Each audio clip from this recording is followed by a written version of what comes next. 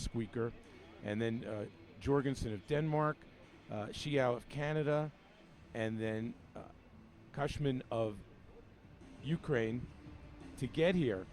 So when you have a battle of the teammates here, there's no coaching. And I'm not complaining about that because all of Mencarelli's bouts were right in front of my broadcast booth on the red piece today. And every time he scored or his coach scored, I thought a thunderstorm was going off in the building. They had it going, but they can't have it going anymore. So we'll have some peace and quiet between the teammates.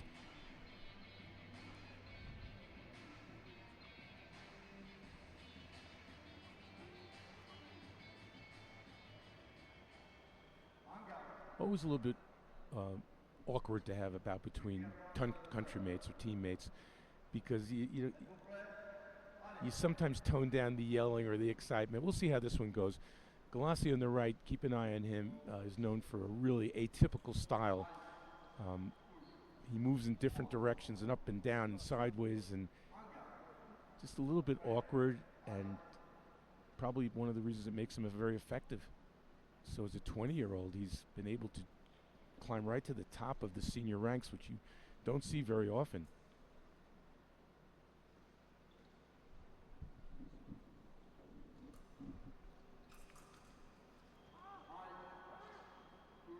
So Galassi this year took 18th in Budapest Grand Prix last month, 6th at the Astana Kazakhstan World Cup in March, 10th at the World Cup in Heidenheim in February, 18th at the Grand Prix in Doha. So it's been sort of not such a great that part of the season, also in January. He did take second at the World Cup in Fujairah, UAE back in January, and third at the Vancouver World Cup in December. So basically Galassi's season was front-loaded. He did very well at the beginning, not so much in the middle, but now he's back on the podium, so he's ending it with a bang. Mencarelli took 74th in Budapest, 69th in Astana, 67th in Heidenheim, but he did take a big second, a silver medal at the Grand Prix in Doha in January. That was his best result. 26th in Fujairah and 92nd in Vancouver. So this is his second time on the podium for the 22-year-old.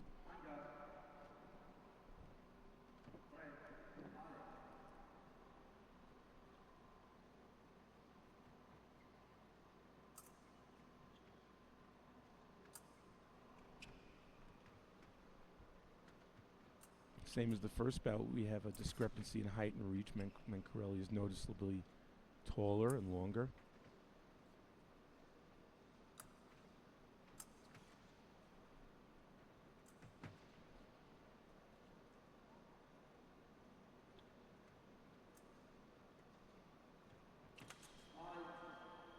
First time I've seen Galassi go for the toe today. In the past, I've seen it a lot, but a really good job by Mencarelli to get that double.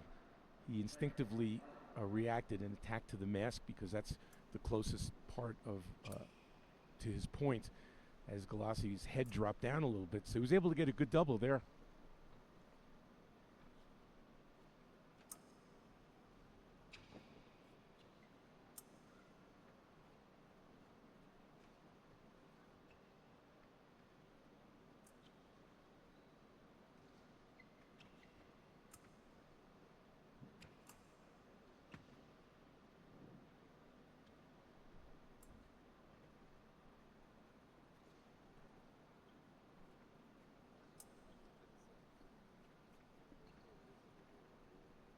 The referee is Misha Pagiev of Moldova, the most experienced referee in EPEE in the world, and assisted in video by Dmitry Valyuyin of Estonia, and other assistants are David Sakvadzi of Georgia and Jung Jinman of Korea. And the reason for the halt was 1 minute of no touches being scored. They get P yellow cards. The P is for passivity. Passivity determined by 1 minute with no touches being scored.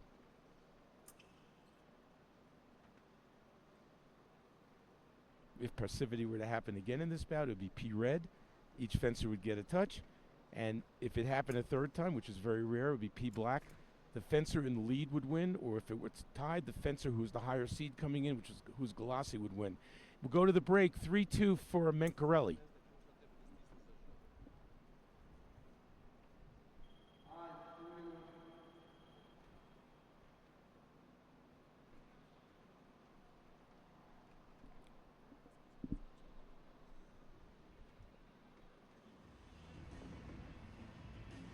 It's funny, they have no coaches, so MENCARELLI did what you're not supposed to do. He just walked off the piece to the box area where the coach usually is to get his water. Referee Pagiev didn't see it. He probably would have said something to him. And Galassi, played by the rules, stayed on the piece and asked one of the boom operators with the camera to bring him his water from the box. The trials and tribulations when you don't have a coach in the box.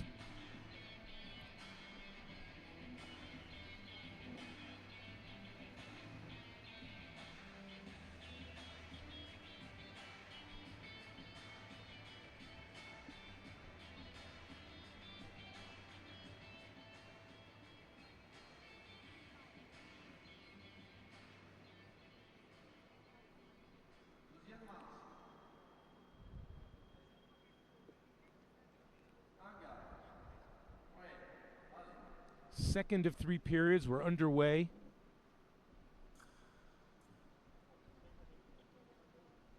The 30th ranked 22-year-old Simone MENCARELLI on your left. The 5th ranked 20-year-old Matteo Galassi on your right, both from Italy.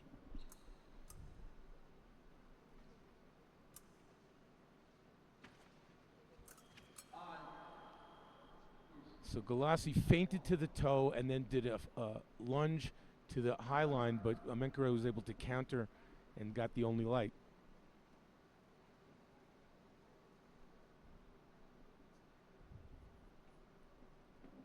There was the fake to the toe, and then he tried an attack to the high line, but it didn't work.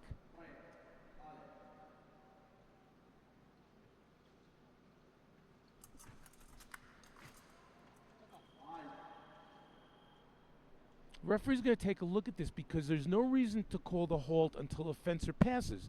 And yes, MENCARELLI did pass. The question is, did Galassi start his action as he was passing? You're allowed one action as your opponent passes you. And that was sort of an odd one, and let's see how they call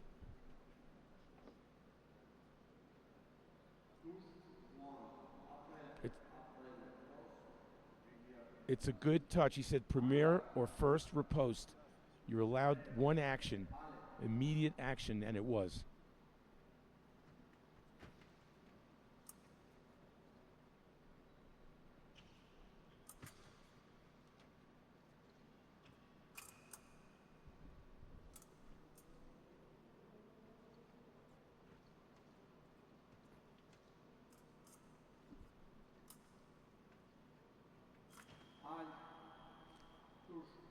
Went to the same target that Galassi, the high line, and this time was able to score. Let's watch. He'll go to the high line, and he was able. He's sort of lucky that MENCARELLI didn't double that. I'm surprised he missed.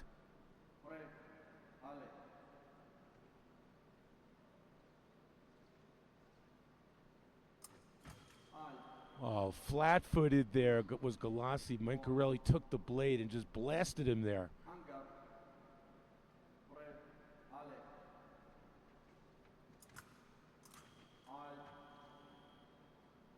Going to ask to check the weapon to see if it's working.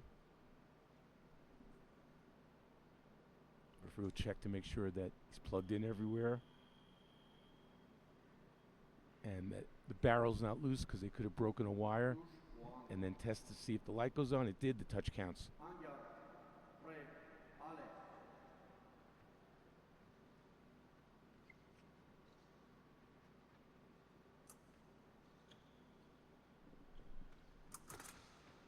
Look for Galassi to do something with a feint or an attack to set something up to the toe again. He failed once, but I see him trying it again.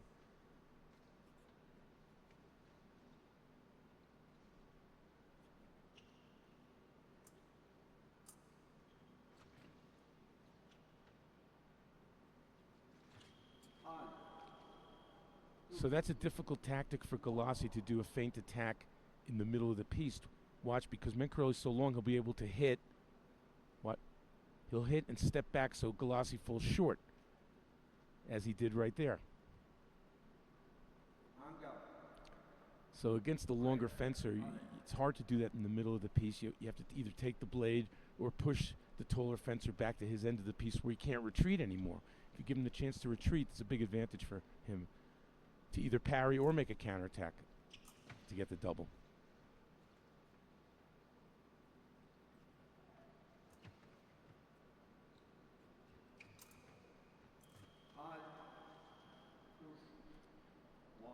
hence the double. Mencarelli, quite easy for him to do that.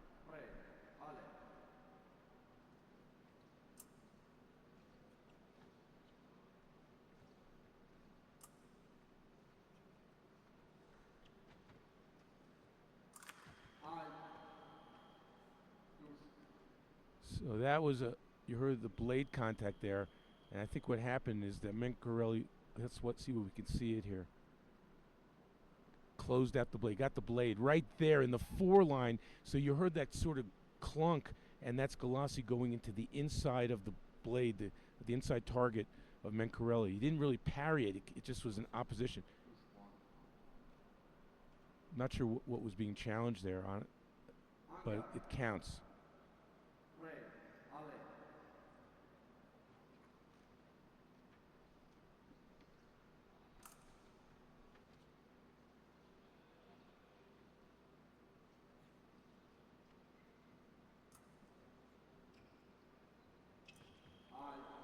There it was to the ankle, the low part of the foot or the toe. So Galassi's quite adept at that. Let's see where he hit. Might have been the ankle. No, it was the toe. Popped him on the toe. So I think Galassi is 1-1-1. He scored one, he feinted once and missed in the attack. I think Mencarelli doubled once. I look for Galassi to do it again. It's very effective for him. Oh, they do the little love tap, which means they're probably going to go to the break, it looks like. Yep. It's sort of the unspoken little tap of the blades. The fencers are supposed to keep fencing so they don't get a card. So basically they're being actively passive as opposed to passive-aggressive.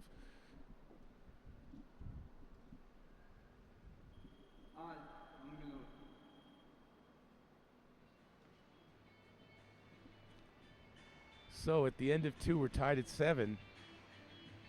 It's a coin flip. It's not, the score is indicative of the bout. It's exactly even.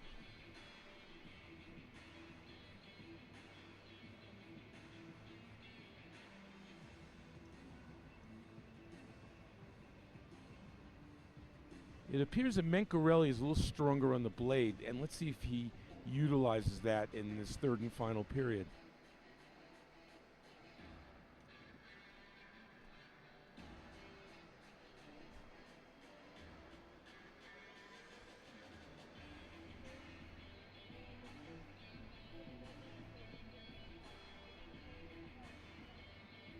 Galassi is a little quicker on his feet. Let's see if he utilizes that.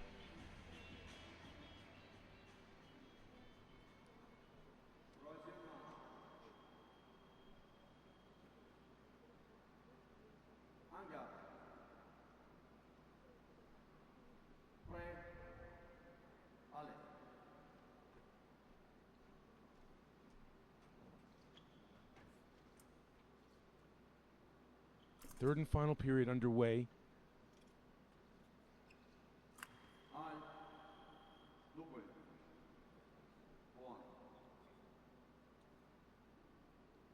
Mencarelli straightening out his blade. It's amazing. The fencers are, even 20 years after they stop fencing, you give them a blade, they can straighten it out with their foot like that, no problem.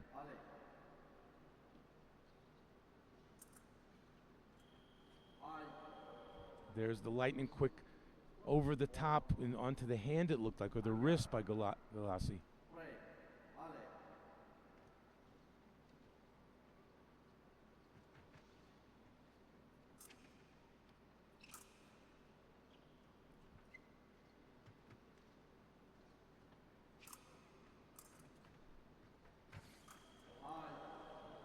That's a nice one by Mencarelli. Push was short and parried and was able to continue in the remise. Look like Galassi got sort of stuck there. Let's see, he parried and got stuck. Here comes Mencarelli. Parried. Oh, I got flat-footed or going backwards. We hadn't seen that from Mencarelli. Let's see if we see that again. Big booming attack.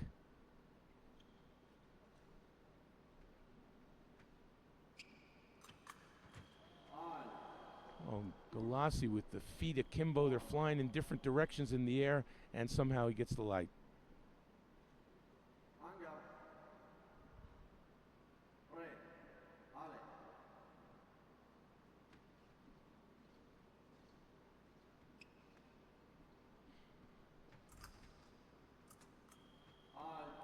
Oh, Galassi thought he had it timed there. MENCARELLI picked up the blade. It looked like made the riposte.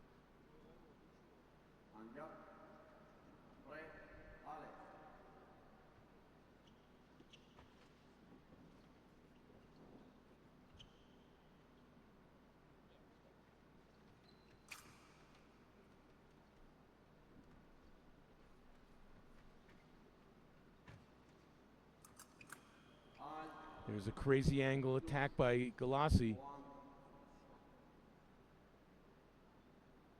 His fencing is not conventional, but it's extremely effective.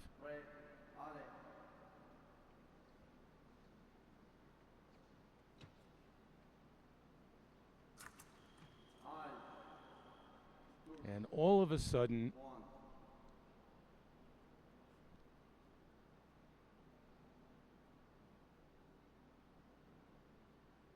there's Galassi in close. I mean, once it was parried, MENCARELLI had to hit. He got hit in the remise. Changing of the blade.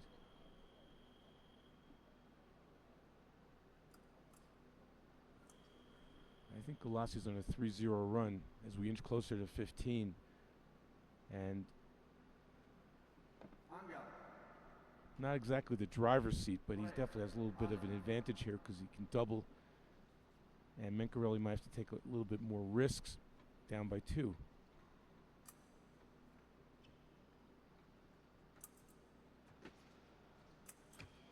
Look at the weird, like a cobra striking is Galassi there. Just weird footwork, weird handwork, and flying all over the place, and really effective. And he's going to be someone to watch for the next generation, it appears.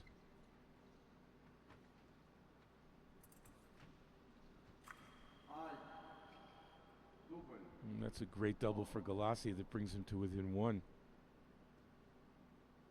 It happened quickly. This bout was 1 for you, 1 for me, 1 for you, 1 for me, 10-10. And then all of a sudden Galassi opened it up, and he's just 1 away.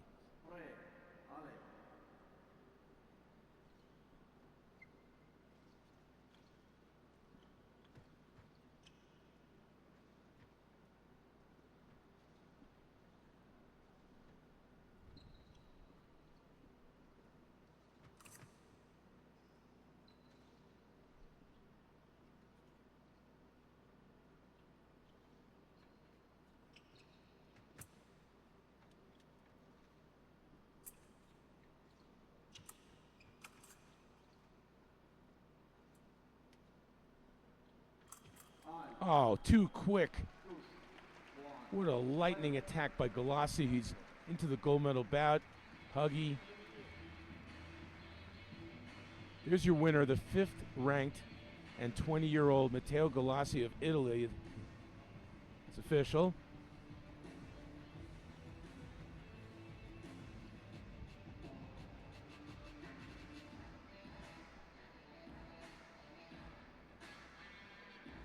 Such an even bout to 10-10. And then Galassi got a couple in a row, and next thing you know,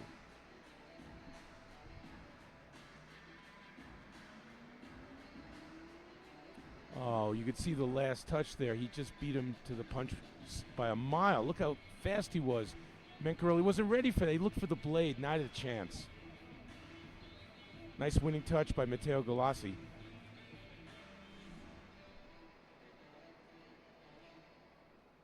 There's your verdict and your winner.